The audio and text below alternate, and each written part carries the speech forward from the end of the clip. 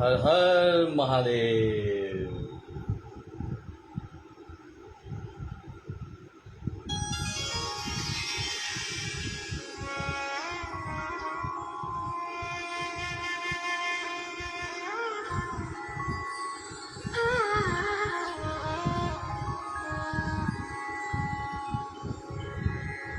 वक्रतुण्ड महाकाय सूर्यकोटि समप्रभा निर्विघ्नं कुरु मे देव सर्वकार्येषु सर्वदा।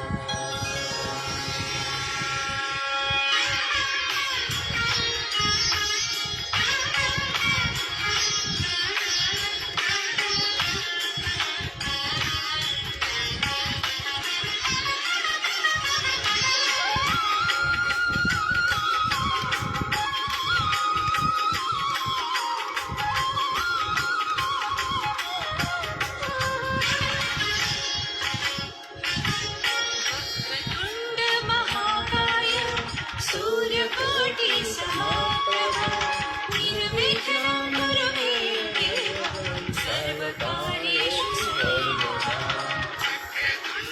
महाकाय सूर्यकोटि समप्रभा निर्विघ्नं कुरु मे देव सर्वकार्येषु सर्वदा। वक्रतुण्ड महाकाय सूर्यकोटि समप्रभा निर्विघ्नं कुरु मे देव सर्वकार्येषु सर्वदा। महाकाय सूर्यकोटि समप्रभा निर्विघ्नं कुरु मे देव सर्वकार्येषु सर्वदा।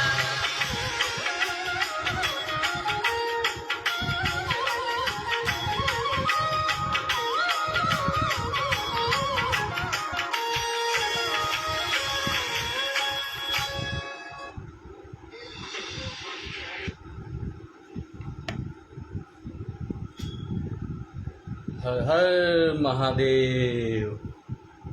શ્રાવણ માસના આ સવારમાં આપને શિવમય, શ્રાવણ માસ આપને ભક્તિમય, શ્રાવણ માસ આપને સુખ, સમૃદ્ધિ અને શાંતિ આપે, એ જ શુભ આશયથી આજે આપણે શિવ મહાપુરાણ કથા વાંચનની શરૂઆત કરવા જઈ રહ્યા છીએ। શ્રાવણ માસમાં શિવમય બનીએ, શ્રાવણ માસમાં શિવમય બનીએ અને ભક્તિના એકાઉન્ટમાં ક્રેડિટ કરીએ। આજ આપણો મુખ્ય આશ્ચય છે શિવ મહાપુરાણ કથા વાંચનનો। શ્રાવણ માસમાં શિવમય બનીએ અને ભક્તિના એકાઉન્ટમાં ક્રેડિટ કરીએ। રોજ સવારે આપણે ફેસબુક લાઈવથી શિવ મહાપુરાણ કથાનું વાંચન કરશું। આપ સૌ શિવ ભક્તો અહીંથી જોડાશો એવું મારી આપને નમ્ર અરજ છે। મિત્રો, શિવ મહાપુરાણ કથા વાંચન વખતે કેટલીક વખત હું મારા મંતવ્યો, મારા વિચારો રજૂ કરું, તો જો આપને મારા મંતવ્યો, મારા વિચારો ગમે તો એ શિવની કૃપા સમજજો, માં સરસ્વતીના આશીર્વાદ સમજજો। અને જો કોઈ વિચાર કે મારા વાક્ય સાથે આપ સંમત નહીં થાવ તો હું એક નાનું બાળક છું, શિવનું બાળક છું એમ સમજી મને માફ કરજો। આ જ આશય અને આ જ વિચાર સાથે શ્રાવણ માસમાં શિવમય બનીએ, ભક્તિના એકાઉન્ટમાં ક્રેડિટ કરીએ। આ જ આપણો એક આશય, આપણું ભક્તિનું એકાઉન્ટ ક્રેડિટ થાય, ક્રેડિટ થાય, ક્રેડિટ થાય, એવા જ શુભ આશય સાથે આજે આપણે શિવ મહાપુરાણ કથાનું વાંચનની શરૂઆત કરવા જઈ રહ્યા છે। આજે આપણે શિવનું તાત્વિક સ્વરૂપ શું છે તે સમજીશું, શિવ મહાપુરાણ વાંચનનું મહાત્મ્ય શું છે, એનો શ્રવણનો મહિમા શું છે તે સમજવાનો, તે જાણવાનો પ્રયત્ન કરશું। આપ મિત્રો મારી સાથે જોડાયેલા રહેજો। આજે આપણે શિવ મહાપુરાણ કથાનું પ્રથમ દિવસ વાંચન કરશું તો આજે શ્રાવણ માસ આપ સૌ માટે સુખ સમૃદ્ધિ સ્વાસ્થ્ય અને પરિવાર માટે આરોગ્યપ્રદ નીવડે એ શુભ આશય સાથે આપણે આજે શિવ મહાપુરાણ કથાનું વાંચનની શરૂઆત કરીએ. હર હર મહાદેવ. આપ પણ જ્યાં હો ત્યાંથી એક સાથે મારી સાથે નાદ લગાવો. હર હર મહાદેવ, હર હર મહાદેવ, હર હર મહાદેવ. શિવનું તાત્વિક સ્વરૂપ શું છે તે સમજાવવામાં શિવ મહાપુરાણની શરૂઆતમાં જે વાક્ય લખવામાં આવ્યું છે તેની સાથે જ હું આપની સાથે જોડાઈશ. પરમ દરિદ્ર હોવા છતાં તમામ સંપત્તિઓના નિવાસ સ્થાન છે. તમામ સંપત્તિઓમાં તેમાંથી જ પ્રગટ થાય છે. તેઓ શમશાનવાસી હોવા ત્રિલોકનાથ છે. ભયાનક હોવા છતાં કલ્યાણદાતા છે. ભક્તો કહે છે કે ભોળાનાથના વિરોધાભાસી સ્વરૂપના વાસ્તવિક સ્વરૂપને કોઈ જાણી નથી શક્યા. તો તેઓ શું છે અને તેમનું તત્વ કેવું છે? ઉપરના શ્લોકમાં અભિપ્રાય રૂપે ભગવાન સદાશિવના અર્ધાંગની શ્રી પાર્વતીજીએ સપ્ત ઋષિઓને જે ઉપદેશ આપતા દર્શાવ્યો છે. શિવનું તત્વ યથાર્થ સ્વરૂપ શિવ પુરાણમાં સંપૂર્ણપણે દર્શાવેલું છે. પરાતપ પર સચ્ચિદાનંદ પરમેશ્વર શિવ એક હોવા છતાં અનંત રૂપે દેખાય છે. તેઓ વિશ્વાત્મા છે, વિશ્વ સ્વરૂપ છે, ગુણાતીત હોવા છતાં ગુણરૂપ છે. જ્યારે તેઓ પોતાના વિસ્તાર સહિત અદ્વિતીય સ્વરૂપમાં સ્થિર થાય છે ત્યારે અસંખ્ય રૂપોવાળી વિશ્વરૂપ જાદુના ખેલની જનિતા પ્રકૃતિ દેવી પોતે પણ શિવ રૂપમાં લીન થાય છે. અને જ્યારે એ જ શિવ પોતાની શક્તિને ક્રિયાન્વિત કરે છે ત્યારે એ જ ક્રીડામય શક્તિ પ્રકૃતિ ભિન્ન ભિન્ન સ્વરૂપોમાં પ્રગટ થઈને જાદુના ખેલની જેમ આ વિશ્વનું સર્જન, પાલન અને સંહારનું કાર્ય કરે છે. એમ આ એક જ દેવ વિવિધ સ્વરૂપો ધારણ કરીને પોતે જ પોતાના સ્વરૂપ સાથે રમણ કરે છે. એ જ વિશ્વનો વિકાસ છે અને એ જ શિવ શક્તિનો વિલાસ છે. એ જ શિવ પોતાની શક્તિને વ્યક્ત અને ક્રિયાન્વિત કરે છે જ્યારે વિશ્વ નાટકની સર્વ સામગ્રી તૈયાર થાય છે. પુરુષ અને પ્રકૃતિનું આ નાટક લીલા સ્વરૂપે ચાલ્યા જ કરે છે. સર્જન, પાલન અને સંહારનો આ તેનો નિત્યક્રમ છે. એ જ સચ્ચિદાનંદ મહેશ્વર સર્ગ મહાસર્ગમાં ભિન્ન ભિન્ન બ્રહ્માંડોમાં અન્ય દેવતાઓ રૂપે ઉપાસકના ભેદથી પ્રત્યક્ષ થાય છે. આ અન્ય દેવો પણ શિવરૂપથી અભિન્ન હોવા છતાં રજસ, સત્વ, તમસો ગુણના કાર્યભેદથી બ્રહ્મા, વિષ્ણુ અને રુદ્ર રૂપે સૃષ્ટિની ઉત્પત્તિ, સ્થિતિ અને લય કરે છે. આમ એ પરમાત્મા શિવ તત્વ અથવા કહો કે પરમાત્મા તત્વ વાસ્તવમાં એક જ હોવા છતાં ભિન્ન ભિન્ન પ્રકારે ક્રિયા કરે છે. આમ છતાં એમ જ ન સમજવું જોઈએ કે બ્રહ્મના આ વિભિન્ન સ્વરૂપો કાલ્પનિક છે. એ સ્વરૂપો ભગવાનના જ હોવાથી નિત્ય શુદ્ધ અને દિવ્ય છે. તે સ્વરૂપમાં સ્વયં બ્રહ્મ પોતે જ છે અથવા એમના અંશ કલા રૂપે અનેક અવતાર ચરિત્રો કરે છે. આવી અવતાર લીલાઓમાં કોઈ એક અવતાર બીજા અવતારમાં પરાભવ કરે છે. જેમ કે પરશુરામનો પરાભવ શ્રી રામ દ્વારા થાય છે અથવા વિષ્ણુ ભગવાન મોહિની સ્વરૂપ દ્વારા શિવજીનો મોહ થાય છે. આવી કથાઓમાં દંતકથા અથવા મોહ કરાવનારાઓમાં બ્રહ્મનો વિશેષ અંશ સમજી લેવો જોઈએ.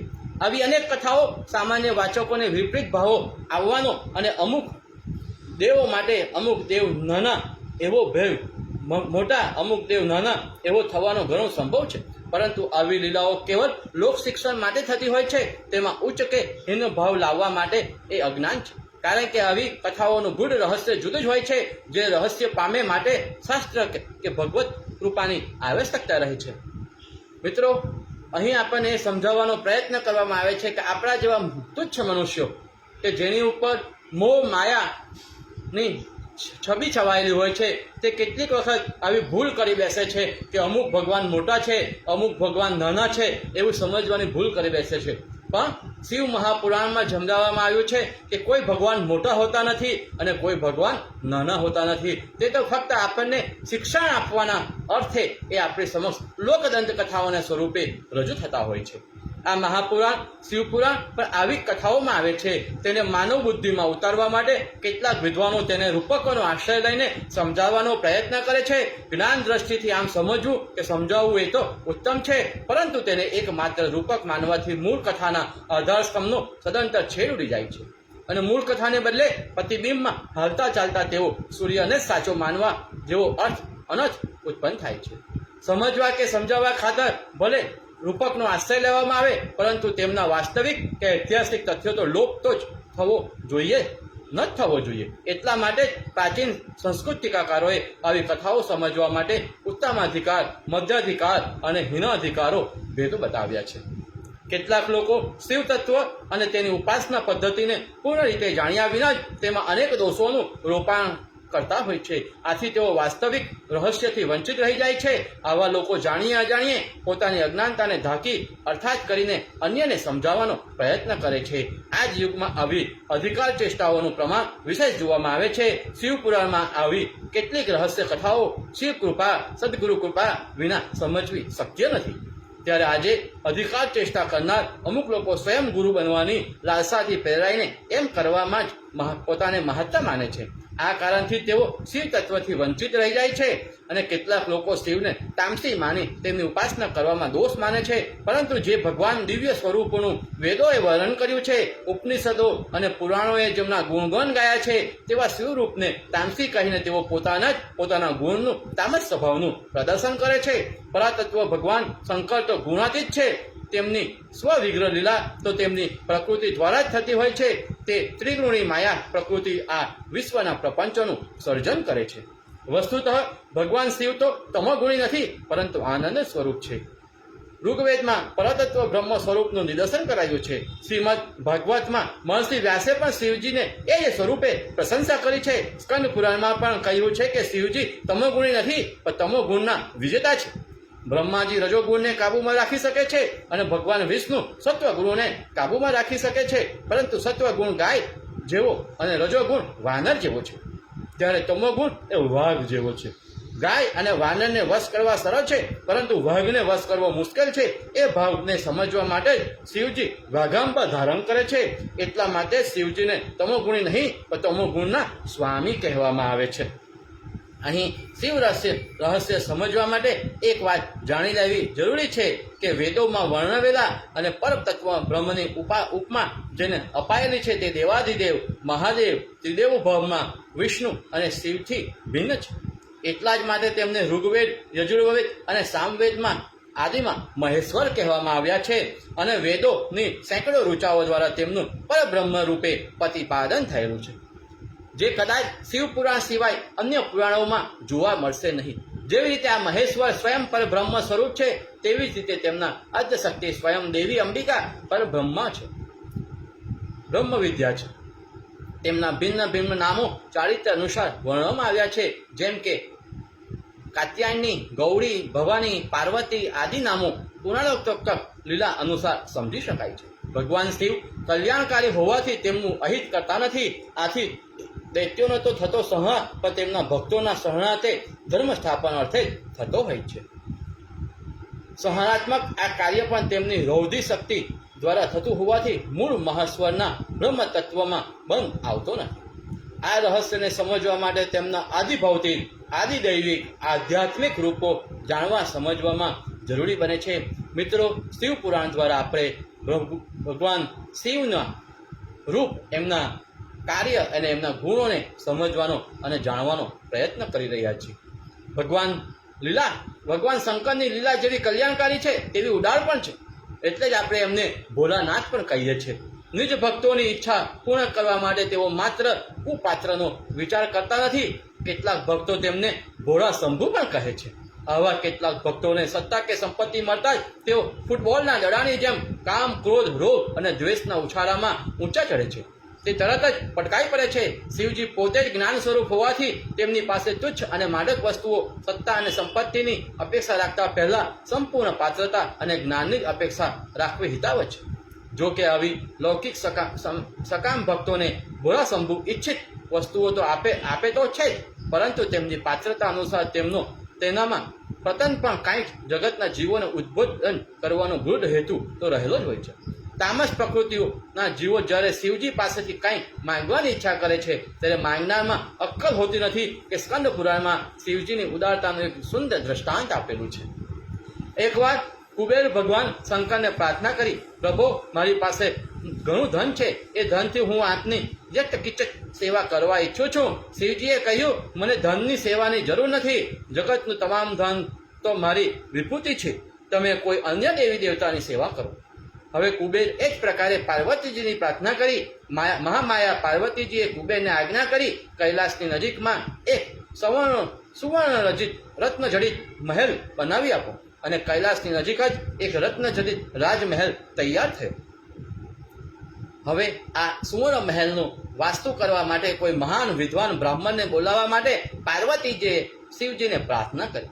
જગતગુરુ સદાશિવને જગતના જીવોને બોધ આપવા માટે કોઈ લીલા કરવાની ઈચ્છા થઈ. આથી શિવજીને આજ્ઞા કરી, લંકાપતિ રાવણ પુલસ્ત્ય કુલદેવતા કુલોનો વેદવેતા બ્રાહ્મણ છે, કર્મકાંડ કરવા માટે ખૂબ જ કુશળ છે. અનેક ઋષિ મુનિઓ યજ્ઞના આચાર્ય તરીકે તેનું વર્ણન કરે છે. આપણે આ મહાલય સવર્ણ મંદિરની વાસ્તુ શાંતિમાં આચાર્ય તરીકે રાવણનું વર્ણન કરીએ છીએ. ભગવાન શિવે પણ અને પાર્વતીજીએ પણ ઘરના વાસ્તા માટે કોનું વર્ણન કર્યું? રાવણનું વર્ણન કર્યું. બહુ સારું કહીને મહાદેવી પાર્વતીજીએ પોતાના દૂતને લંકા મોકલાવી વાસ્તુ શાંતિના આચાર્ય તરીકે રાવણને આમંત્રણ મોકલ્યું. રાવણે આમંત્રણનો સ્વીકાર કર્યો. અનેક ઋષિ મુનિઓ સહિત રાવણે આ વાસ્તુ શાંતિનું કાર્ય સંપન્ન કર્યું. દક્ષિણા આપવાનો સમય થયો. ભગવાન સદાશિવે યજમાન તરીકે રાવણને દક્ષિણા માંગવાની આજ્ઞા કરી, પરંતુ રાવણ આટલો ઉચ્ચ કક્ષાનો વેદવતા હોવા છતાં તેની ચિત્તવૃત્તિ સ્થિર ન રહી. એની દ્રષ્ટિ જગદંબા પાર્વતીના ઉપર હતી. આથી તેમણે ભગવાન શંકર પાસેથી દક્ષિણા રૂપમાં મહાદેવી પાર્વતીની યાચના કરી. હે ભગવાન, ભોળા શંભુએ પાર્વતીજીની સામે જોયું. આવી અયોગ્ય માંગણી પાર્વતીજીને ગમી નહીં. આ તરફ વાસ્તુ શાંતિના પ્રસંગે તમામ દેવો આવ્યા હતા. તેમણે પણ ચિંતા થઈ કે આ બ્રહ્મ વિદ્યા કુપાત્રના હાથમાં જશે તો અર્થને બદલે અનર્થ થશે. બધા દેવોએ શ્રી કૃષ્ણનું સ્મરણ કર્યું. આ તરફ પાર્વતીને હાથ પર ઉઠાવીને રાવણ ચાલતો થયો. ત્યાં વચ્ચે જ એક 11 વર્ષનો ગોવાર તેને સામે મળ્યો. ગોવાર હસીને રાવણને પૂછ્યું, અરે આ કોને લઈ જાય છે? આ પાર્વતી છે, શંકરે મને દક્ષિણામાં આપી છે. રાવણે જવાબ આપ્યો. આવો વિશ્વાસ તેને કેવી રીતે આવ્યો? હસતા હસતા ગોવારે કહ્યું, ભલા કોઈ પોતાની પત્નીને દક્ષિણામાં આપે? ત્યારે આ કોણ છે? રાવણે પૂછ્યું. હું તો રોજ શંકરના દર્શને જાઉં છું. શિવ પાર્વતીની યુગલ જોડીની સેવા કરનારી આ પાર્વતીની દાસી છે. ગોવારે જવાબ આપ્યો. તારી વાત નાના બાળકના જેવી છે, એને હું કેવી રીતે માનું? રાવણે શંકા કરી. તને વેદશાસ્ત્રનું સંપૂર્ણ જ્ઞાન છે? ગોવાળ બોલ્યા. તેમના જણાવ્યા પ્રમાણે સદાશિવ સાક્ષાત બ્રહ્મ અને પાર્વતીજી બ્રહ્મ વિદ્યાનું સ્વરૂપ છે. બ્રહ્મ વિદ્યાના શરીરમાંથી અંગરૂ ચંદ્રની સુગંધી ફેલાય છે અને આ દાસીની શરીરની નજીકમાં જોઈ લે કે તેના શરીરમાંથી એવી સુગંધ નીકળે છે. ગોવાની વાતથી રાવણ બ્રહ્મમાં પડી ગયો. તેણે પાર્વતીજીની અનેક નજીક જઈને જોયું તો તેમાંથી દુર્ગંધ આવી રહી હતી. હવે રાવણને વિચાર આવ્યો કે હું છેતરાઈ ગયો છું. હવે આ દક્ષિણામાં આવેલી દાસીને બદલવા જઈશ તો શંકર આ દાસીને સંકલ્પપૂર્વક દક્ષિણામાં આપે છે એમ કહીને મને ઘરે વળગાડી દેશે અથવા તો શાપ આપી દેશે. આવો વિચાર કરીને રાવણે દાસીને ત્યાં છોડીને કૈલાસ ચાલ્યો ગયો. મહાદેવી પાર્વતીને લઈને ભગવાન શ્રી કૃષ્ણ કૈલાસ ગયા અને ભગવાન શંકરને કહ્યું, લો સંભાળો આપની આ બ્રહ્મ વિદ્યાને. રાવણના આ લૌકિક બ્રહ્મ વિદ્યાને પાત્ર નથી અને કુપાત્રને મળેલી વિદ્યા સુગંધને પણ દુર્ગંધે ફેલાવે છે. એ ન્યાયથી જે મેં આજે રાવણ પાસેથી તેને મુક્ત કરાવી છે. મિત્રો, કેટલી ઉચ્ચ કક્ષાની વાત અહીં આપણને શિવ મહાપુરાણ દ્વારા જાણવા મળે છે કે વિદ્યા પણ અને લક્ષ્મી પણ સુપાત્રને મળવી જોઈએ, કુપાત્રને નહીં મળવી જોઈએ. કુપાત્રને મળેલી વિદ્યા પણ દુર્ગંધ ફેલાવે છે. કુપાત્રને આપેલું દાન પણ દુર્ગંધ ફેલાવે છે. એટલે શિવ જે મહા ભોલેનાથ તેમણે પણ રાવણને આપેલું દાન સુગંધમાંથી દુર્ગંધમાં પરિવર્તિત થયું અને શ્રી કૃષ્ણ મારા લાલાએ એમને પાછા કૈલાસપતિને પાછા સોંપ્યા. આ દ્રષ્ટાંત એમ સૂચવે છે કે કુપાત્રના હાથમાં જો બ્રહ્મ વિદ્યા આવી પડે તો એ દુર્ગંધ સુવાસને બદલે દુર્ગંધ અને અપકીર્તિને અને વિષ વાસનામાં ફેલાવે છે. પાર્વતી સ્વયં બ્રહ્મ વિદ્યાનું સાક્ષાત સ્વરૂપ છે. ભગવાન સદાશિવ તેના ઉદાર અને ભોળા છે કે તેઓ ભક્તોને પોતાનું સર્વસ્વ આપી દેવામાં પણ સંકોચ કરતા નથી. તેમને પરા તત્પર માનવીને સેવન કરનારા માટે તેઓ બ્રહ્મ જ માત્ર શૈવોને માટે જ નહીં પરંતુ અનેક વૈષ્ણવ સંપ્રદાયોમાં પણ તેઓ પરમ ગુરુ તરીકે પૂજાય છે. મિત્રો, અહીં આપણે શિવનું સ્વરૂપ શિવનું સ્વરૂપ રહસ્ય સમજવાનો પ્રયત્ન કર્યો. હવે આપણે આગળ આજે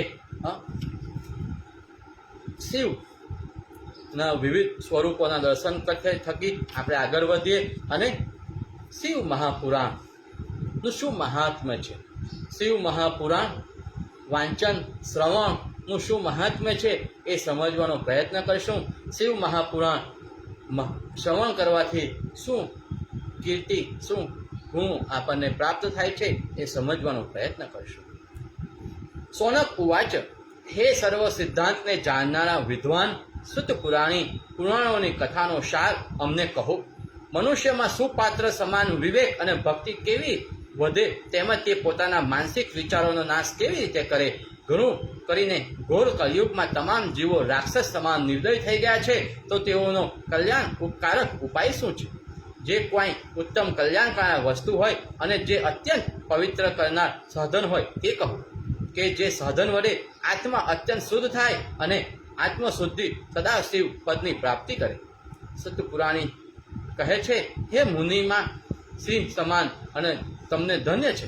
તમારી કથા સાંભળવામાં અતીવ્ર પ્રીતિ જોઈને હું વિચારપૂર્વક શુદ્ધ બુદ્ધિથી આ મહા ઉત્તમ શાસ્ત્રનું વર્ણન કરું છું.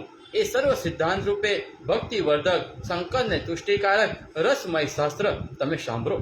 શ્રી શંકરે જ પૂર્વે બનાવેલું એવું શિવ પુરાણ ખરેખર કલારૂપી ભયંકર સર્પનો નાશ કરનારું છે. એ શિવ પુરાણ સત્યકુમારના ઉપદેશથી કલયુગમાં મનુષ્યોના કલ્યાણ અર્થે આદરપૂર્વક વ્યાસજીએ પુનઃ સંક્ષેપમાં બનાવ્યું છે. એ શિવ પુરાણથી અધિક કલયુગીની મનુષ્યનું શ્રેષ્ઠકર બીજું કોઈ પુરાણ નથી. શિવ પુરાણ સાંભળનારને અન્ય જન્મે મહાપુણ્ય ફળ પ્રાપ્ત થાય છે અને તેની શિવમાં જ પ્રીતિ રહે છે. આ શિવ પુરાણ ખરેખર પૃથ્વીમાં ઉત્તમ શાસ્ત્ર છે અને તે પ્રત્યક્ષ શિવ સ્વરૂપ જ છે. તે માટે પ્રયત્નપૂર્વક શિવ પુરાણનો પાઠ કરવાની અને સાંભળવાની આકાંક્ષા રાખવી. તે સાંભળવાથી થાય છે. હે મુનિ, શિવ પુરાણની કથા શ્રવણ કરે છે તે મનુષ્ય શિવપદ ગણીને તેને પ્રણામ કરવા. શિવ પુરાણના શ્રોતા અને ભક્તોના ચરણની રજ તીર્થરૂપ સમજવી એમ મુનિઓ કહે છે. જેને કેવલ્ય પદ પામવાની ઈચ્છા હોય ત્યારે શિવ પુરાણની કથા શ્રવણ કરવી. હંમેશા આખો દિવસ જે કથા સાંભળવાને અશક્ત હોય તેને દિવસમાં એક મુહૂર્ત માત્ર કથા સાંભળવી. જો આમ હંમેશા શિવ પુરાણ સાંભળવું ન બની શકે તો પવિત્ર માસમાં કથાનું શ્રવણ કરવું. એટલે જ આપણે આજે આ શ્રાવણ માસમાં પ્રથમ દિવસથી આ કથાનું વાંચન અને શ્રવણ શરૂ કર્યું છે. એક મુહૂર્તનું કથાનું શ્રવણ બને ન બને તો અડધું મુહૂર્ત, મુહૂર્ત અથવા તો થોડો વખત પણ જે તે શિવ પુરાણની કથા શ્રવણ કરે તેને કદી દુર્ગતિ થતી નથી. હે મુનીશ્વર, તે શિવ પુરાણની કથા શ્રવણ કરનાર પુરુષ કર્મરૂપ ઘર જંગલને બાળીને સંસારના પારને પહોંચે છે. સર્વદાન કરતા, સર્વયજ્ઞ કરતા તે કથાનું શ્રવણ કરવું એક મોટું પુણ્ય છે. હે મુનિ, આ કળિયુગમાં શિવ પુરાણ કથા શ્રવણ વિના બીજા કોઈ પણ મુક્તિ સાધક અને શ્રેયકર ધર્મો નથી. શ્રી શંકરનું નામ સ્મરણ અને શિવ પુરાણની કથાનું સ્મરણ એ બંને મનુષ્યમાં ઉત્તર કલ્પવૃક્ષ સમજવા. કળિયુગમાં નથાળી બુદ્ધિવાળા અને ધર્મભ્રષ્ટ મનુષ્યોના હિતાર્થમાં અમૃતરૂપ આ શિવ પુરાણ રચ્યું છે. અમૃત પાન કરવાથી એક મનુષ્ય અજર અમર બને છે, પરંતુ શિવ પુરાણની કથા શ્રવણ કરવાથી તે તો શ્રવણ કરનારનું આખું કુળ અજર અમર બને છે. ઓહો ઓહો ઓહો, શું મોટી વાત આ શિવ પુરાણ આપણને સમજાવે છે કે અમૃત પાન કરવાથી જે મનુષ્ય અમૃત પાન કરે છે તે અજર અમર બને છે, પરંતુ શિવ પુરાણ કથાનું શ્રવણ કરવાથી જે શ્રવણ કરે છે તેનું પૂરું કુળ અજર અમર બને છે. આ જ એ મહાશિવ પુરાણનું ઉદાર ગુણ છે. મારા ભોળાનાથનો આ ગુણ છે કે જે શિવમય બને છે તે પરમ તત્વને પ્રાપ્ત કરે છે. માટે પરમ પવિત્ર કરનારી કથાને દરેક મનુષ્યએ હંમેશા સેવવી, શ્રી શંકરમાં ચિત્ત રાખીને તેની કથાનું સ્મરણ કરવાનું મહાત્મય હું કેટલું કહું. સંક્ષિપ્તમાં કહેવાનું 7 સીતાસૂત યુક્ત 24,000 શ્લોકો વાળો આ ગ્રંથ 3 પ્રકારની ભક્તિપૂર્વક ખરેખર સર્વને સાંભળવા યોગ્ય છે. તેમાં પહેલી વિદ્વેશ્વર નામની સંહિતા, બીજી રુદ્ર સંહિતા, ત્રીજી ક્ષત્ર રુદ્ર સંહિતા, ચોથી ઋતુરુદ્ર સંહિતા, પાંચમી ઉમા સંહિતા, છઠ્ઠી કૈલાસ સંહિતા અને સાતમી વાયમ્ય સંહિતા. આપણે 1 મહિના દરમિયાન આ 7 સંહિતાનું વાંચન કરીશું અને એને જાણવાનો પ્રયત્ન કરીશું. એ 7 સંહિતાવાળું શિવપુરાણ બ્રહ્મતુલ્ય છે અને ઉત્તમમાં ઉત્તમ ગતિ આપનાર છે. આ 7 સંહિતારૂપ શિવપુરાણનો જે પાઠ કરે છે તે જીવન મુક્ત સમજવો. હે મુનિઓ, જ્યાં સુધી શિવપુરાણ શ્રવણ થયું નથી ત્યાં સુધી મનુષ્ય અજ્ઞાનીથી આ ભવમાં ભટકે છે. મનને ભમરાવનારા એવા અન્ય પુરાણો અને શાસ્ત્રોનું શું પ્રયોજન છે? મુક્તિ માટે તો શિવપુરાણ બસ એક જ છે. જેના ઘરમાં શિવપુરાણની કથા છે તેનું ઘર પાપનાશક તીર્થરૂપ સમજવું. હજારો અશ્વમેઘ કરે અથવા તો સેંકડો વાજપેયી યજ્ઞ કરે તો પણ તે શિવપુરાણ કથા શ્રવણ ફળના 16મા ભાગના ફળને નથી મેળવતો. જ્યાં સુધી શિવપુરાણ શ્રવણ કર્યું નથી ત્યાં સુધી પાપી મનુષ્ય પાપી જ છે એમ કહેવામાં આવે છે. ગંગા આદિ પવિત્ર નદી, ગયા આદિ પવિત્ર સ્થળો પર શિવપુરાણની બરોબરી થઈ શકતી નથી. તો જો ઉત્તમ ગતિની ઈચ્છા હોય તો દરેક મનુષ્યએ પોતાના મુખેથી શિવપુરાણના 1 શ્લોક કે અડધા શ્લોકને પાઠ કરવો જોઈએ. જે મનુષ્ય આ શિવપુરાણ અર્થ સહિત હંમેશા વાંચવા માટે અથવા તો વિધિપૂર્વક પાઠ કરે તો એ ખરેખર પુણ્યાત્મા જાણવો. જે અંતકાળ સમયે ભક્તિપૂર્વક આ શિવપુરાણ સાંભળે તેના ઉપર શ્રી શંકર પસંદ થઈ આત્મપદ અર્પણ કરે છે. જે આ શિવપુરાણનું પૂજન કરે છે તે આ લોકમાં સુખ ભોગવી શિવપદને પ્રાપ્ત કરે છે. જે કોઈ વસ્ત્રાધિક ઉત્તમ પુસ્તક બંધન કરી શિવપુરાણનો સત્કાર કરે તે પણ સુખી થાય છે. આમ એ શિવપુરાણ પ્રત્યક્ષ રૂપ માટે છે. માટે આ શ્લોક અને આલોક અને પરલોકના સુખની ઈચ્છાવાળાએ પુરાણનું સેવન કરવું જોઈએ. ધર્મ, અર્થ, કામ અને મોક્ષ 4 પુરુષાર્થોને આપનાર શિવપુરાણ છે તે અતિ પવિત્ર છે. માટે વિધિપૂર્વક હંમેશા તે સાંભળવું અથવા તેનો પાઠ કરવો. વેદ, ઇતિહાસ અને અન્ય શાસ્ત્રોમાં આ પુરાણ અધિક શ્રેયસ્કર છે એમ મુમુક્ષુ પુરુષોએ જણાવ્યું. આ શિવપુરાણ આત્મા તત્વ જાણનારને અતિ ઉત્તમ અને સત્પુરુષોને સેવા લાયક છે. ત્રિવિધ તાપને સમાવનાર છે. હંમેશા સુખ સ્વરૂપ બને અને બ્રહ્મા, વિષ્ણુ, સત્તા, શંકર આદિ અન્ય તમામ દેવતાઓને એ અતિ પ્રિય છે. એવા ઉત્તમ શિવપુરાણને હું પ્રસન્ન થઈ બુદ્ધિ વંદન કરું છું. તેથી શંકર મારા ઉપર પ્રસન્ન થજો અને પોતાના ચરણોમાં મને પ્રીતિ આપજો. મિત્રો, શિવપુરાણનું મહાત્મા સમજાવતા વેદ વ્યાસ કહે છે કે શિવપુરાણ દરેક જણાએ સાંભળવું જોઈએ, વાંચવું જોઈએ અને એમાં જો આપ આસક્ત રાખો તો આપના ઘરમાં શિવપુરાણને પણ સ્થાન આપવું જોઈએ. શિવપુરાણને એક સ્વચ્છ કપડામાં બાંધી એમને દરરોજ દૈનિક જીવનમાં નમસ્કાર કરવા જોઈએ અને તેથી આપણને અહીં આ શિવપુરાણ મહાત્માનો આપણને ખ્યાલ આવ્યો કે અમૃતપાન કરવાથી જે વ્યક્તિ અજર અમર બની જાય છે, એક વ્યક્તિ જે અમૃતપાન કરે છે તે વ્યક્તિ જ અજર અમર બને છે. જ્યારે શિવ પુરાણની શ્રવણ કરવાથી એ વ્યક્તિનું સમગ્ર કુળ અજર અમર બને છે એવું મહાત્મા આપણને સમજાવે છે. ઇતિ સ્કંદ પુરાણમ, શિવપુરાણમાં મહાત્મ્યમાં મહિમા વર્ણને નામનો પહેલો અધ્યાય અહીં સમાપ્ત થાય છે. હવે આપણે બીજા અધ્યાય પર જઈએ શિવપુરાણનું મહાત્મ્ય સમજવા માટે. હે મહાભાગ, પરમાર્થ જાણનાર હોવાથી તમે ધન્ય છો. તમે કૃપા કરીને અદ્ભુત કથા અમને સંભળાવી. પાપના સમૂહનો નાશ કરનારી, મન શુદ્ધ કરનારી અને શિવને સંતોષ આપનારી એક ઉત્તમ કથા અમે સાંભળી. એ કથા સમાન શ્રેયસ્કર બીજું કોઈ ઉત્તમ સાધન નથી તેમ તમારી કૃપાથી અમે નિશ્ચયપૂર્વક જાણ્યું. હવે એ કથા શ્રવણ કરવાથી કેવા કેવા પાપીઓ આ કળિયુગમાં શુદ્ધ થાય છે તે કૃપા કરીને કહો. અમને આ તથા આ ભુવનને કૃતાર્થ કરો. પૂછવામાં આવ્યું કે આ કથા સાંભળવાથી કેવા કેવા પાપો દૂર થાય છે, કેવા કેવા પાપીઓ પોતાના પાપમાંથી મુક્ત પામે છે. ત્યારે સુતજી શું પૂછે કહે છે તે આપણે સાંભળીએ અને આપણે આગળ શ્રવણ કરીએ. મનુષ્ય પાપી, શ્રેષ્ઠ, દુરાચારી, ખર અને અત્યંત કામી હોય છે. તેઓ પણ આ કથાના શ્રવણથી શુદ્ધ થાય છે. ખરેખર આ કથા એક ઉત્તમ જ્ઞાનરૂપ અને યજ્ઞ સમાન છે. મુક્તિ અને સંસાર સુખ દેનાર છે. સર્વ પાપ નાશકારક છે. શંકરને પસંદ કરનાર છે. અત્યંત તૃષ્ણાવાન છે. અસત્યવાદી, માતા પિતાના દ્વેષી, દંભી, હિંસક મનુષ્ય કળિયુગમાં પણ આ પુરાણ શ્રવણથી શુદ્ધ થાય છે. પોતાના વર્ણ અને આશ્રમના ધર્મને ન પાળનાર અને મત્સરવાન પણ આ પુરાણ જ્ઞાન યજ્ઞથી કળિયુગમાં પવિત્ર થઈ જાય છે. હંમેશા અત્યંત પાપ કરનાર, સત ને દુષ્ટ અંતઃકરણવાળા પણ આ જ્ઞાન યજ્ઞથી કળિયુગમાં પણ પવિત્ર થાય છે.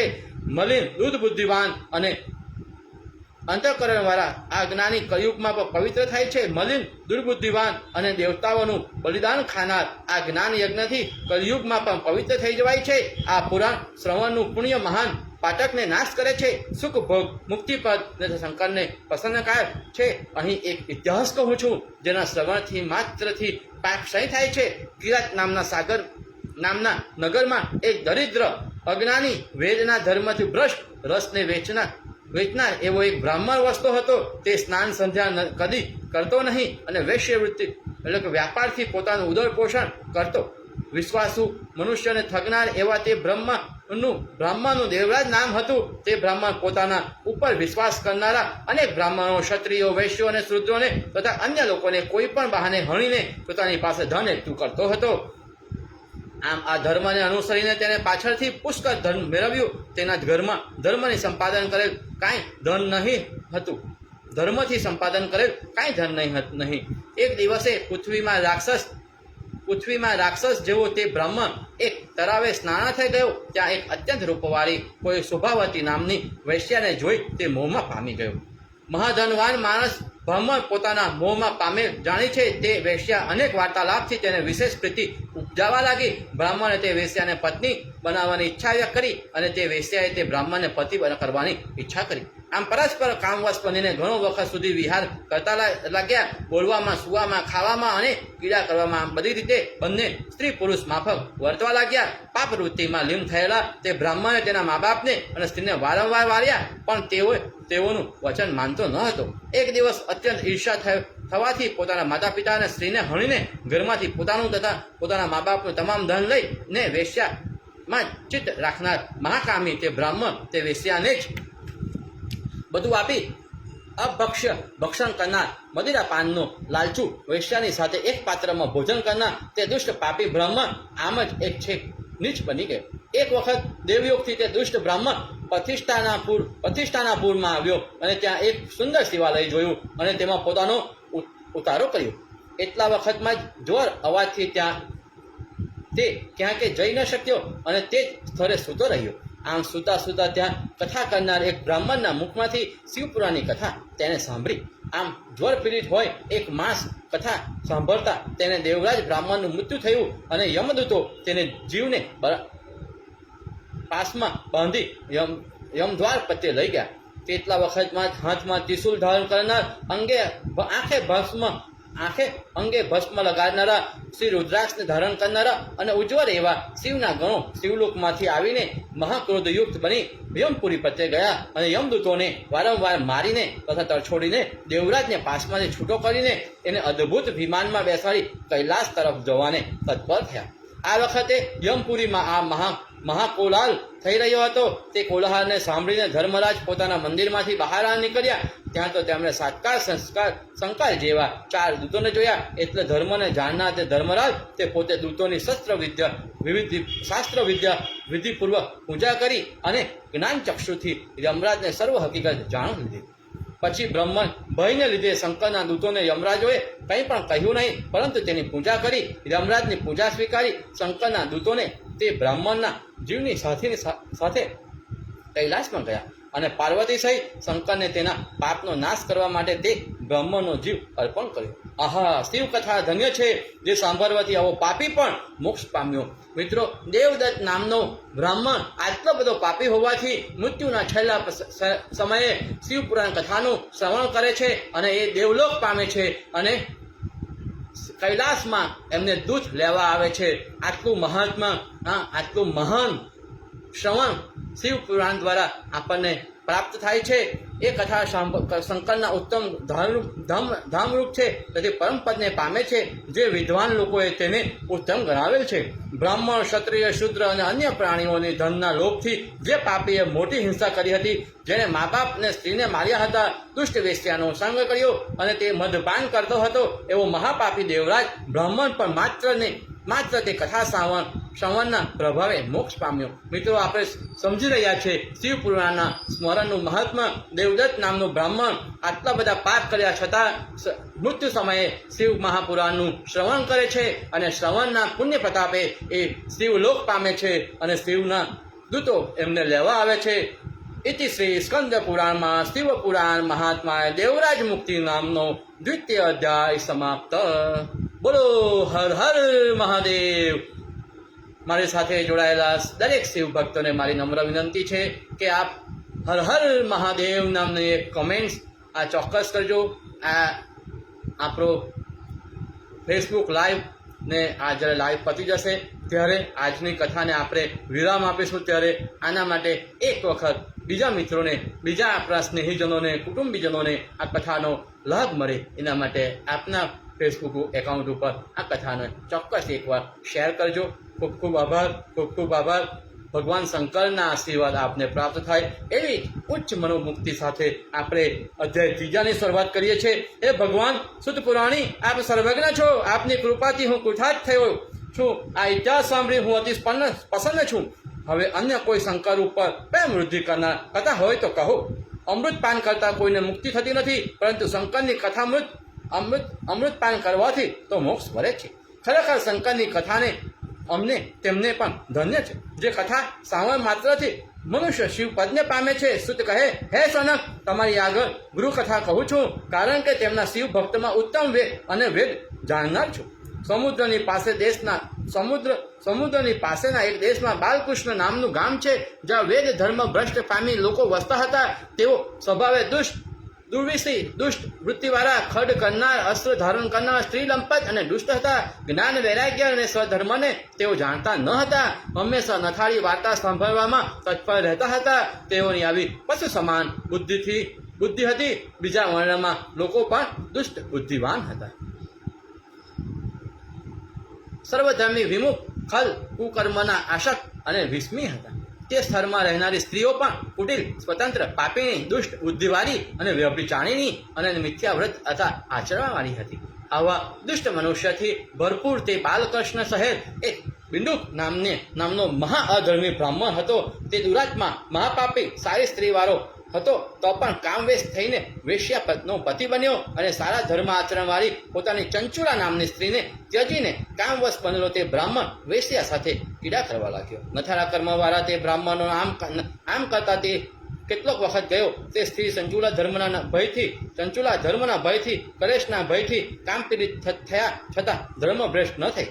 હવે આમ ઘણો વખત ગયા પછી પણ નવી યુવાવસ્થા પ્રાપ્ત થતા તે સ્ત્રી પણ કામવેગ ન સહન થતા ધર્મભ્રષ્ટ થઈ. કુમાર્ગે ચાલનારી તે સ્ત્રી પતિને છેતરનારી, રાત્રે ગુપ્ત રીતે જાકર કર્મ કરવા લાગી. એક વખતે કામથી વિહર બની દુરાચાર કરનારી પોતાની સ્ત્રીને રાત્રે ચારની સાથે દુરાચાર કરતી જોઈ. આથી તે બ્રાહ્મણ એકદમ દોડ્યો. તે બિંદુ બ્રાહ્મણને આવતો જોઈને છળકપટને જાણનાર તે સ્ત્રી ગુપ્ત રીતે ત્યાંથી નાસી ગયો. તે પછી બિંદુ બ્રાહ્મણે પોતાની સ્ત્રીને પકડીને ખૂબ જ તછોડીને મુઠ્ઠીઓ વડે મારવા માંડી. તે દુષ્ટ સ્ત્રી પત્નીના મારથી ક્રોધિત થયા છતાં નિર્ભય બની અને પોતાના દુષ્પતિને કહેવા લાગી કે ચંચુલા કહે, પોતાના પતિની જ સેવા કરનારી એવી મને ત્યજીને તમે નથારી બુદ્ધિ રાખીને વૈશ્યા સાથે પીડા કરો છો. તો આપ વિચાર કરો કે સ્વરૂપવાન વાળી નવ યોજના કામથી આકુર વ્યાકુર બનેલી સ્ત્રી પતિ વિનાની શી ગતિ થાય તે આપ વિચારો. હું મહારૂપવાળી અને નવીન યુવાન અવસ્થાથી પૂર્ણ છું, તો આપના સંગ વિના કામજન્ય દુઃખ આતુર બનીને કેમ સહન કરી શકું? શું આમ જ્યારે સ્ત્રી કહ્યું ત્યારે મૂર્ધ બુદ્ધિવાન તે નીચ બ્રાહ્મણ બોલ્યો, કામ વ્યાકુળ ચિત્તવાળી હે સ્ત્રી, તે સત્ય કહ્યું, પણ હવે તને વાત કહું કે સાંભળ અને ભયને ત્યજી દે. તું ઝાડની સાથે સુખથી નિર્ભય બની વિહાર કરવાની ઈચ્છા હોય તો કર, અને તે ઝાડનું પસંદ કરીને તેની સાથે ધન લેતી જા, અને તે ધનનું તું મને આપ, જેથી હું વેશ્યાને આપું અને તારો સ્વાદ સુધરે અને મારો પણ સુધરે. શુદ્ધ આવા પતિના વચન સાંભળી તેની સ્ત્રી ચંચુલાએ પસંદ થઈને તેનું વચન માન્ય કર્યું. આવી જાતનો કરાર કરી દુષ્ટ મનવાળાને તે બંને સ્ત્રી પુરુષો નિર્ભય મનથી કુકર્મ કરવા લાગ્યા. આમ મૂઢ બુદ્ધિવાળાને બંનેને કુકર્મ કરતા કેટલોક વખત લાગ્યો. એ પછી તે વેશ્યાનો યાદ બ્રાહ્મણ વિદ્યાધ્રી પર્વતમાં ભયંકર પિશાચ બન્યો. તે દુરાચારી બિંદુ પતિ પણ મૃત્યુ પામ્યા પછી મૂઢ બુદ્ધિવાળી તે સ્ત્રી કેટલા કાર્ય પછી પોતાને ઘેર વાસ કરીને રહી. આમ ઝાડ સાથે વિહાર કરનારી તે સ્ત્રીની યુવાવસ્થા કંઈક ઓછી થઈ. એક વખત મોટી પવારની ને એક દિવસે તે સ્ત્રી પોતાના બંધુવર્ગ સાથે ગોકર્ણ ક્ષેત્રમાં આવી અને પ્રસંગને અનુસરીને કોઈ પણ તીર્થ સ્થળમાં સ્નાન કરીને ત્યાં ફરવા લાગી. તેટલામાં જ કોઈ એક દેવાલયમાં શિવપુરાણની કથા વંચાતી હતી. તેમાં જે જાર સ્ત્રી હતી, જેઓ તે મરણ પામ્યા પછી તેમના જીવને યમરાજપુરીમાં લઈ જઈને દુષ્ટ સ્ત્રીની ગુણેન્દ્રિયમાં અગ્નિની તપાવેલા લોઢિયાનું હથિયાર નાખે છે. આવા વૈરાગ્યવર્ધક વચનો સાંભળીને તે જાર સ્ત્રીની વિહર બની ધ્રુજવા લાગી. પછી કથા વાંચતી બંધ થઈ, વંચાતા બંધ થઈ અને શ્રોતાઓ સૌ ગયા પછી એકાંતમાં કથા વાંચનાર બ્રાહ્મણ પાસે જઈ અને તે ભયયુક્ત ચંચુલા સ્ત્રી તેને કહેવા લાગી. ચંચુલા કહે, હે બ્રાહ્મણ, હું અશુભ વૃત્તિવાળી છું. ધર્મને ન ઓળખવાવાળીથી મેં અનેક અધર્મ આચરણ કરેલ છે. માટે મારું વૃત્તાંત સાંભળીને મારો આપ ઉદ્ધાર કરો. મેં મારી મૂળ બુદ્ધિથી મારું દૃષ્ટ રીતે આજ પડે જીવન ગાળેલું છે. મારી યુવાવસ્થામાં મેં વેશ્યાનો ધંધો કરીને ગાળી છે. આપના વૈરાગ્યયુક્ત વચનો સાંભળી હું પાપને લીધે હું ભયભીત બની છું. કામથી મોહિત થઈ પાપાચરણ યુક્ત બનેલી હોવાથી મને ધિક્કાર છે. હું સર્વધર્મ ભ્રષ્ટ થવાથી કેવળ નિંદાને પાત્ર જ છું. લેશ માત્ર સુખને માટે સર્વ કર્તવ્યનો નાશ કરનારી બનીને મેં અજાણતા ધોળ પ્રાપ્ત કર્યો છે. અરે, હું કેવી રીતે ઘોર ગતિને પામીશ, અને મને ઘોર ગતિમાં કોણ રક્ષણ કરવા આવશે, અને મરણ વખતે મારા ભયંકર યમદૂત હું કેવી રીતે દેખી શકીશ? મારા કંઠમાં અપાસ નાખશે અને મને ધીરજ કેમ રહેશે? નરકમાં મારા કટકા કરશે તો હું કેવી રીતે સહન કરીશ? અને મહા અન્ય કષ્ટ આપશે તો કેવી રીતે મારાથી સહન થશે? સુતા તે દ્વારમાં ઇન્દ્રિયોની ચેષ્ટાઓ કેવી રીતે પ્રાપ્ત કરી શકીશ? બહુ દુઃખ થતાં રાત્રે નિંદ્રા કેમ મેળવી શકીશ? અરે, હું ખરેખર હણાઈ છું, ભરી ગઈ છું, અને મારું હૃદય ફાટી જાય છે. હું પાપીની સર્વથા જીવતા મૂઈ છું. હે વિધવાતા, તે મને આ વિષયોમાં દુઃખ આપ્યું હોત તો હું સર્વ સુખ કરનાર મારી ધર્મભ્રષ્ટ ન થાત. સુડી પરોવાવાથી કે પર્વતના ઊંચો શિખરોથી પડવાથી જે દુઃખ મનુષ્યને થાય છે તે તેથી કોટી ગણું મને થયું છે. આ 100 વર્ષ સુધી ગંગામાં સ્નાન કરવાથી કે 100 અશ્વમેઘ યજ્ઞ કરવાથી પણ મેં આટલા પાપ કર્યા છે. તે મનો નિવૃત્તિ નહીં થાય. હું શું કરું? ક્યાં જાઉં? નરક રૂપ સમુદ્રથી મારું કોણ રક્ષણ કરશે? હે મહારાજ, તમે મારા ગુરુ છો ને તે જ પિતા રૂપ છો, તો આપ મારો ઉદ્ધાર કરો. હું તમારે શરણે આવી છું. શુદ્ધ પુરાણી કહે, હે એ પ્રમાણે વૈરાગ્ય ઉત્પન્ન થતાં દિન બનેલી ચંચુલા બ્રાહ્મણના ચરણમાં પડી. એટલે તે બ્રાહ્મણે તેને બેઠી કરી આશ્વાસન આપી આ પ્રમાણે બ્રાહ્મણે કહ્યું, ઇતિ સંચાતા વેદોમાં પતિતા ચરણદ્રયે ઉત્થપાથ્ય કૃપયા ધીમાચને ભાષણે બ્રાહ્મણ હસતી. એટલે આપણને અહીંયા એક જ્ઞાન પ્રાપ્ત થાય છે કે આટલા બધા પાપી હોવા છતાં પતિ પત્ની અને સ્ત્રી જ્યારે આટલા બધા પાપ કર્યા ચંચુલા નામની સ્ત્રીએ, અને જ્યારે એને ખરેખર જ્ઞાન થયું કે મારા પાપનું પુણ્ય એટલે કે મારા પાપનું શું પ્રાપ્ત થશે, ત્યારે તે પોતે ભયભીત પામી અને એ બ્રાહ્મણને ચરણમાં પડી અને બ્રાહ્મણને પાસે એ કહેવા લાગી કે આ મારા પાપમાંથી મને મુક્તિ કેવી રીતે મળશે. અતિશય સ્કંદ પુરાણમાં શિવપુરાણ મહાત્માયા ચંચુલા વૈરાગ્ય વર્ણન નામનો 3ય અધ્યાય સમાપ્ત. મિત્રો, હર હર મહાદેવ. આપ મારી સાથે જોડાયા છો. એક વખત હર હર મહાદેવની કોમેન્ટ કરશો, અને જ્યારે આ લાઈવ પૂરું થાય ત્યાર પછી આપ તરત જ આને આપના કોઈ પ્રિયજન, આપના કોઈ સ્નેહીજનને પણ આ કથાનું શ્રવણ પ્રાપ્ત થાય તેના માટે એને શેર કરવાનું ભૂલશો નહીં.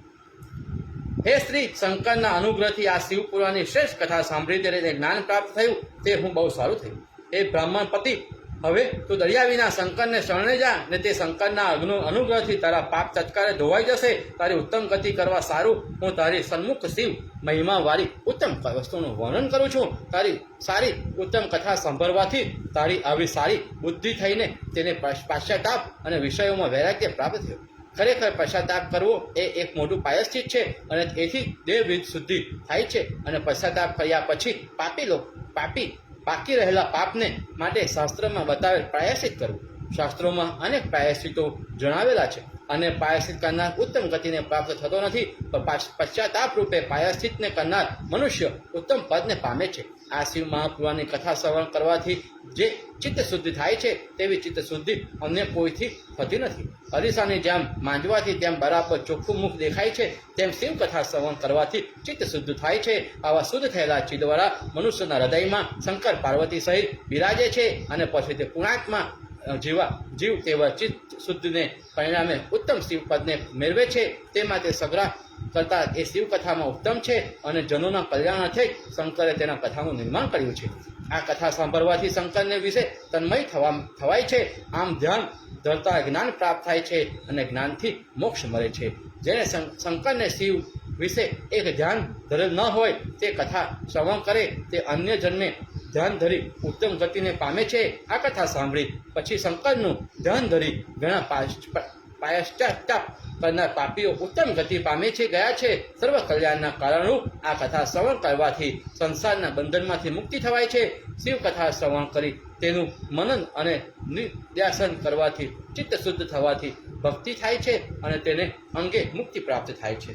શંકરની ભક્તિ વિનાનો અને માયાના બંધનથી એવા આસક્તિવાળા મનુષ્ય ખરેખરો મૂર્ખ સમજવો તેવો મનુષ્ય સંસારના બંધનથી પછી પણ મુકાતો નથી. એ માટે હે બ્રાહ્મણ સ્ત્રી, તું વિષવાસનામાંથી નિવૃત્ત બની શ્રી શંકરની અત્યંત પવિત્ર કરનારી કથા ભક્તિપૂર્વક સાંભળ. શંકરની આવી પરમ શ્રેષ્ઠ કથાને સાંભળવાથી તારો ચિત્ત શુદ્ધ થશે. તેને પરિણામે તને મોક્ષની પ્રાપ્તિ થશે.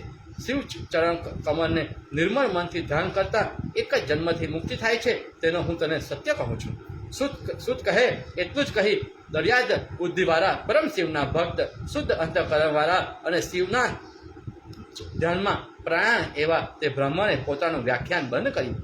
ત્યાર પછી પ્રસન્ન બુદ્ધિશાળી બિંદુ બ્રાહ્મણ સ્ત્રીને બ્રાહ્મણના વચન સાંભળીને આંખમાંથી હર્ષાશ્રુ સારવા લાગી અને અતિ પ્રસન્ન થઈ તે બ્રાહ્મણના ચરણમાં પડી અને હે મહારાજ, હું કુઠાર થઈ એમ બોલી ચરણમાં પડ્યા પછી ધીમેથી ઉઠીને અતિ નમ્ર બની એ બે હાથ જોડી ગડગડ કંઠે વૈરાગ્યવાળી શુદ્ધ બુદ્ધિમતી તે પરમ શિવ ભક્ત તે બ્રાહ્મણને કહેવા લાગી. ચંચુલા કહે, હે પરમ શિવ ભક્ત મહારાજ, તમે પરમાર્થ બુદ્ધિવાન હોવાથી ધન્ય છો.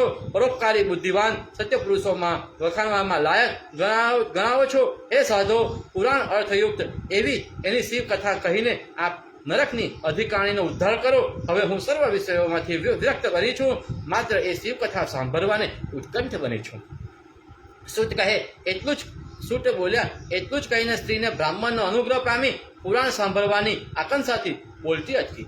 એ પછી તે મહાન શિવ ભક્ત તે બ્રાહ્મણ પાસેથી ભક્તિ અને જ્ઞાનને વધારનારી અને મુક્તિપદ ઉત્તમ શિવ કથા સાંભળીને તે સ્ત્રી કુઠાર્થ બની અને તે સદગુરુની કૃપાથી શ્રી શિવના અનુગ્રહથી અને શંકરના ધ્યાનથી તે સ્ત્રી તત્કાળ શુદ્ધ ચિત્તવાળી બની. આમ શ્રી સદગુરુનો આશ્રય લઈ ઉત્તમ પ્રાપ્તિ કરી ઉત્તમ ફળ પ્રાપ્ત કરી વારંવાર શ્રી શંકરના ચિદાનંદમય સ્વરૂપનું ધ્યાન કરવા લાગી. જતા વકલ્ય વસ્ત્રને ધારણ કરનારી તે સ્ત્રી હંમેશા તીર્થ સ્થળે જઈને સ્નાન કરે. આંખે અંગે ભસ્મનું લેપન કરીને રુદ્રાક્ષની માળાનું આભૂષણ ધારણ કરવા લાગી. વાણીને નિયમમાં રાખી શ્રી શંકરનું નામ જપવામાં આસક્ત બની અલ્પ ભોજન કરવા લાગી. આવી રીતે ગુરુએ બતાવેલ માર્ગને અનુસરી શંકરને પસંદ કરવા લાગી. હે સનક, આવી રીતે ચંચુલાને શંકરનું ધ્યાન કરતા કેટલો કાળ ગયો. ત્યાર પછી પરિપૂર્ણ કાળ થતા ત્રિવિધ ભક્તિયુક્ત બનેલી તે ચંચુલાએ અનાયાસે જ પોતાના દેહને છોડી દીધો.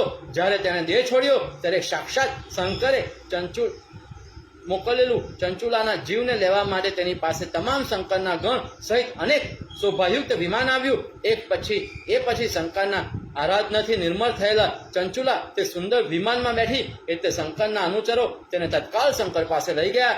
જ્યાં ત્યાં જતાં તેનું દિવ્ય સ્વરૂપ બન્યું, મસ્તક ઉપર ચંદ્ર ધારણ કર્યો અને આખું અંગ ગૌર બન્યું.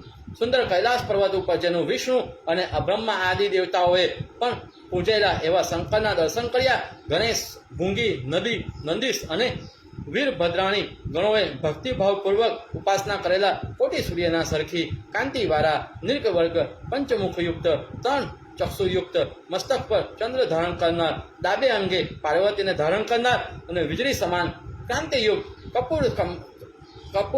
કપૂર્ણ સમાન ઉજ્જવલ ગૌરીના પતિ સર્વ અલંકારને ધારણ કરનાર, શ્વેત ભસ્મથી સુશોભિત દેહયુક્ત અને ઉજ્જવલ વસ્ત્રયુક્ત એવા શંકર ભગવાનના દર્શન કરી તે ચંચુલા અતિ હર્ષ પામી અત્યંત આનંદ તથા આશ્ચર્યયુક્ત બનેલી અને પસંદ થયેલી વારંવાર પ્રણામ કરવા લાગી. શ્રી શંકર સમક્ષ 2 હાથ જોડી બોલી, હર્ષ અને પ્રેમથી પરિપૂર્ણ, સંતુષ્ટ, નમ્ર તથા હર્ષના આંસુયુક્ત બનેલી અને આંખમાં અંગના જેવા રૂવાટા ઊભા થયેલા છે એવી જ તે સ્ત્રી શંકરને પાર્વતીજીને દીઠી અને પોતાની પાસે બેસાડી. પાર્વતીજીએ ચંચુલાને પોતાની સખી કરીને રાખી. તેથી દિવ્ય સ્વરૂપણી બનેલી ચંચુલા સંપૂર્ણ સુખી થઈ શાશ્વત જ્યોતિમય તે સ્થળમાં સંપૂર્ણ આનંદ પ્રતિપાદન કરી અખંડ સુખ પામી તેણે ત્યાં અચલ વાસ કર્યો. પોતાના મૃત્યુ સમયે જેણે શિવ મહાપુરાણનું શ્રવણ કર્યું એ પાપી ચંચુલાને પણ શિવે પોતાના ચરણોમાં સ્વીકારી પોતાના શિવલોકમાં સ્થાન આપ્યું અને અતિ સુંદર રીતે એનું સ્વાગત કર્યું. એ આપણે આજે શિવ મહાપુરાણ કથાના શ્રવણનું મહાત્મ્ય સમજાવતા મુનિ કહે છે કે જે મિત્રો કે જે શિવ ભક્ત સંપૂર્ણ જીવન દરમિયાન પણ પાપી બનીને રહે છે પરંતુ પોતાના મૃત્યુ સમયે પણ શિવ મહાપુરાણ કથાનું શ્રવણ કરે છે, શિવમય બને છે, તે શિવ પોતાના ચરણોમાં એમને સ્થાન આપે છે. મિત્રો, આજે આપણે શિવ મહાપુરાણ કથાનો પ્રથમ દિવસ. અહીંયા આપણે આજે શિવ મહાપુરાણનો શ્રવણનો મહિમા આપણે સમજવાનો પ્રયત્ન કરી રહ્યા છીએ. આજે આપણે આજની કથાને અહીં વિરામ આપીશું અને આવતીકાલે આ જ રીતે ફરી સવારે 7 વાગ્યે ફરીથી આપણે અહીંથી શિવ મહાપુરાણ કથાનું શ્રવણ કરીશું. આપ અને આપનો પરિવાર શ્રાવણ માસમાં શિવભાઈ મને અને આપના ભક્તિના એકાઉન્ટમાં ક્રેડિટ થાય. આપ અને આપનો પરિવાર શિવમય બને અને આપના ભક્તિના એકાઉન્ટમાં ક્રેડિટ થાય એવી જ ઈચ્છા, એવી જ મનોવૃત્તિ સાથે આપ સુખ, સમૃદ્ધિ અને શાંતિ પ્રાપ્ત કરો. આપ જીવનમાં આગળ વધો એવા જ આશય સાથે આ પ્રથમ દિવસે શિવ મહાપુરાણ કથાને આપણે વિરામ આપીએ છીએ. હર હર મહાદેવ, હર હર મહાદેવ, હર હર મહાદેવ. આપ શિવ મહાપુરાણ કથાનું ખૂબ જ પ્રિય શ્રવણ કર્યું. આપ પણ આપણા સ્નેહીજનો, કુટુંબીજનો આ શિવ કથાનું શ્રવણ કરી શકે તેના માટે અને શેર કરવાનું ભૂલશો નહીં અને કોમેન્ટમાં હર હર મહાદેવ લખવાનું ભૂલશો નહીં.